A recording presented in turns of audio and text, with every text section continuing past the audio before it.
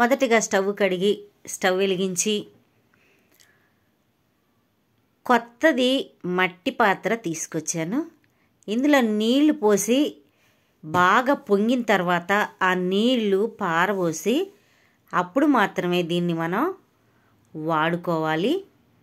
మట్టి పాత్ర పొయ్యి మీద పెట్టాను. దీంట్లో ఇప్పుడు మనం పాలు పోసుకుంటున్నాను. నేనైతే పాలు పోస్తున్నాను. మీరు డైరెక్ట్గా టీ పెట్టుకోవాలంటే నీళ్లు, బెల్లము, టీ పొడి అలా వేసుకోవచ్చు. ఇలా అయితే కాఫీ అయినా కలుపుకోవచ్చు. కాఫీ కావాలన్న వాళ్ళకి కాఫీ కలుపుకోవచ్చు. టీ కావాలన్న వాళ్ళకి మళ్ళీ టీ పెట్టుకోవచ్చు. అందుకని కాఫీకి కొంచెం పక్కన పెట్టేసి నేను ఇందులో టీ పెట్టుకుంటాను. ఎలా పెడతానో ఈ వీడియోలో చూడండి, ఎక్కడ ఆపొద్దు. ఇది 180 రూపాయలకి నేను కొన్నాను. చిన్న అల్లం ముక్క దీంట్లో నుంచి తీసుకోవాలి. ఇదిగో ఈ ముక్క సరిపోతుంది. పైన లేయర్ మొత్తం తీసేసాను. ఇది 180 రూపాయలకి కొన్నాను నేను. 200 చెప్పింది, 180కి ఇచ్చింది మూతతో సహా. ఈ చిన్న అల్లం ముక్కని ఇలాంటి రోట్లో వేసుకొని దంచుకోవాలి. దీంట్లో నుంచి తీసాను. దంచితే రసం బాగా వచ్చింది. మంచి టేస్టును వాసన కూడా చాలా బాగా తెలుస్తూ ఉంటుంది మనకి. ముక్కలు కోసామంటే అది కొంతవరకు మిగిలిపోతూ ఉంది కాబట్టి టైం లేకపోతే ముక్కలు కోసుకోండి. ఇలా ఉంటే మాత్రం దంచుకోండి. పాలు పొంగినాయి నేను దంచే లోపలే. ఇది ఒక్కసారి మట్టి పాత్ర వేడయిందంటే చాలా వేగంగా పొంగి కింద పోతాయి. దగ్గరుండి చూసుకోవాలి. కాఫీకి పక్కన తీసేస్తున్నాను. ఇంకొంచెం పాలు నేను పక్కకు తీసి దీంట్లోనే నేను టీ పెట్టుకుంటున్నాను. పాలల్లోనే వేయచ్చు, కానీ కొన్ని రకాల బెల్లము టీ ఇరిగిపోతాయి. అందుకని నేను ఇలా పెడుతున్నాను. నేను బెల్లం టీ తాగుతా. దంచి పెట్టుకున్న అల్లాన్ని ఇందులో వేసుకోవాలి. టీ పొడి 2 స్పూన్లు వేసుకుంటున్నాను. ఇది చిన్నదే కాబట్టి 2 స్పూన్లు వేసుకుంటున్నాను. తాజ్ మహల్ టీ పొడి. పాలు చూడండి ఎలా పొంగినాయో. వేగంగా పొంగుతాయి, చూసుకోండి. ఫస్ట్ వేడవడానికి టైం పట్టిద్ది. వేడయిందంటే మాత్రం ఈజీగా పొంగిపోతూ ఉంటుంది. బెల్లము సరిపడా వేసుకోవాలి.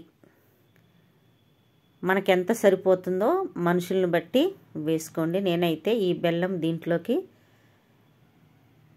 ఇలా చాకుతో గీరి వేసామంటే త్వరగా కరుగుతుంది కాబట్టి నేను ఇలానే చేస్తా. పొంగడం స్టార్ట్ అయింది.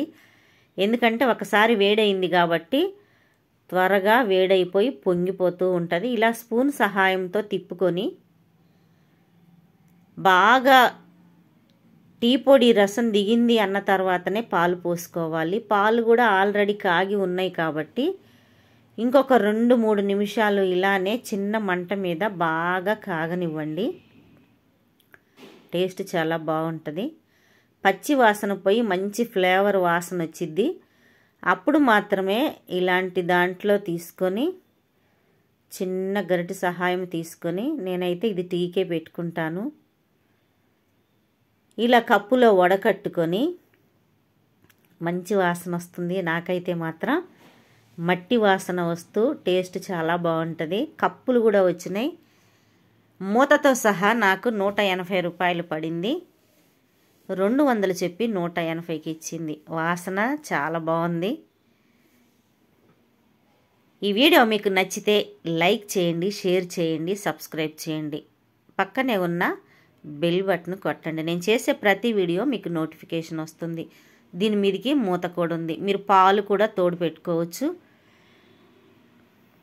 ఒక గిన్నెలో బియ్యం పిండి 1 గ్లాస్ తీసుకొని బీట్రూట్ పైన ఆ చెక్కు మొత్తం తీసేసి ఇలా తురుము పట్టుకొని బియ్యం పిండిలో వేసుకోవాలి. హెల్త్కి చాలా మంచిది. రక్తం పర్సంటేజ్ పెరిగిద్ది.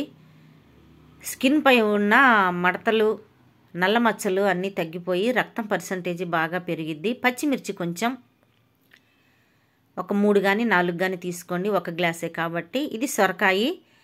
ఇలా చిన్నటి దాంతో అయినా పట్టుకోండి, లేదంటే కావాలంటే పెద్ద దాంతో అయినా కూడా మీరు తురుము పట్టుకోవచ్చు. సొరకాయ కూడా చాలా మంచిది. అప్పుడప్పుడు తినాలి. బ్యాడ్ కొలెస్ట్రాల్ ఉంటే మనకు కరిగిపోతుంది. ఆ తర్వాత ఫస్ట్ మొదటగా ఇలానే అల్లము చిన్నుల్లిపాయ పేస్ట్ కొంచెం వేసుకోవాలి. సాల్ట్ సరిపడా ఇప్పుడే వేసేసుకోవాలి. మీకు ఎంత సరిపోతుందో తెలిసిపోతుంది కాబట్టి సరిపడా వేసుకోండి. ఆ తర్వాత కారం 1 స్పూను వేస్తున్నాను. పచ్చిమిర్చి కూడా వేసాను, ఇది కూడా వేసాను. ఇందులో మనం ఇంకా ఏమీ పచ్చళ్ళు కానీ కూరల్లో కానీ అవసరం లేదు. డైరెక్ట్గా ఇలానే తినొచ్చు. ఇలా మొదటిగా నీళ్లు వేయకుండా కలుపుకోవాలి. టేస్ట్ చాలా బాగుంటుంది. ఆయిల్ కూడా పీల్చుకోదు. ఆయిల్ లేకుండా కూడా ఇలా మనం రొట్టెల పెనం మీద చేసేసుకోవచ్చు. కొంచెం కొంచెం తర్వాత నీళ్లు కలుపుకుంటూ కొద్దిగా కలుపుకుంటూ అంత లూజ్గా కాకుండా అంత గట్టిగా కాకుండా ఈజీగా మనం వేళ్లతో నొక్కగలిగినంత మాత్రం లూజ్ రావాలి. ఇలా కలుపుకొని ఒక వేరే గిన్నెలోకి తీసేసుకోండి. తీసేసుకొని సాల్ట్ కవర్ తీసుకున్నాను. దానికి ఆయిల్ రాసుకొని చిన్న చిన్న ఉండలు చేసుకొని, నేను చేత్తో ఆల్రెడీ వేసాను ఒకటి పెనం మీద.